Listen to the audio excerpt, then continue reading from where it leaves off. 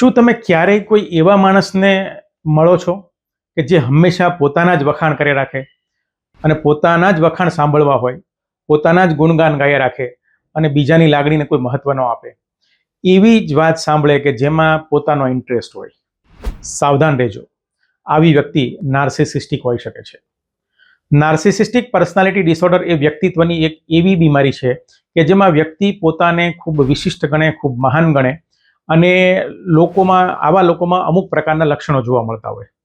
દાખલા તરીકે એ લોકો સતત પ્રશંસા અને બીજા પાસે માનની અપેક્ષા રાખે, પણ બીજાને માન આપે નહીં. બીજાની લાગણીઓને અવગણે. એને સતત એવું લાગે કે હું ખૂબ હોશિયાર છું, હું ખૂબ સુંદર છું, હું કંઈક વિશિષ્ટ છું.